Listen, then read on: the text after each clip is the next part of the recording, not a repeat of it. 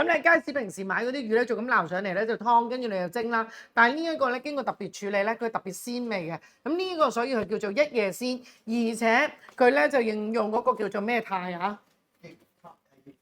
液化氮，咁就幫你咧打氣入去，然之後就真空，咁啊即刻就運過嚟送去你手上噶啦。所以你食到呢條魚咧，比你哋喺呢一個叫做街市買咧就更加好食。大家咧要知道啦，去咗三去係咩意思咧？就係去咗個出邊嘅鱗啦，去咗個腮啦，同埋去咗個內臟。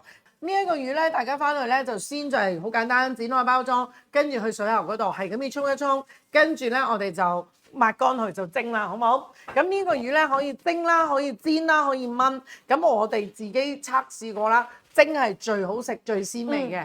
跟住煎咧，亦都可以好好食嘅。咁啊，大家好簡單啦，我哋搽啲鹽啦，擺啲薑，擺啲葱喺入邊個肚入邊啦。蒸魚就悉隨轉變啦，我自己中意擺薑同葱喺入邊，咁我就擺去收埋去。而且我唔中意打開嚟蒸，我中意有翻個魚形。咁啊，跟住加翻嗰個鹽上去啦。好，跟住咁啊，擺啲薑喺上面啦。一陣間咧滾咗，我哋蒸咧呢條魚咧個 size 咧唔係話誇張大啦，大概蒸10到12分鐘咧係最好食噶啦。滾水落去蒸10到12分鐘。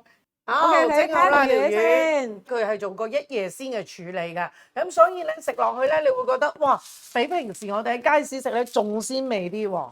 嗱，我自己咧真係嘅，你叫啲仔女咧夾魚咧，我話俾你聽，即係難到咧喺度嗌食魚啊，食多啲魚啊，食魚有益啊，咁樣好煩。跟住但係我就發明咗咧，就係將佢嗰啲魚，因為佢嗰個馬友魚好就係咧，佢好容易攞啲肉出嚟，係啦，好容易攞啲肉出嚟咧，咁我就成條魚起晒，其實基本上都唔需要出台面。然之後咧，我哋咧就將條魚咧撈落去仔女嗰個飯嗰度。你知唔知道咧？佢哋話今晚啲飯好食，食晒，好好食，真心好食，好滑捋捋，而且咧佢個魚味係好出嘅。馬友魚咧，大家都知啊。我哋上次買咗好多，應該好多客都會翻單。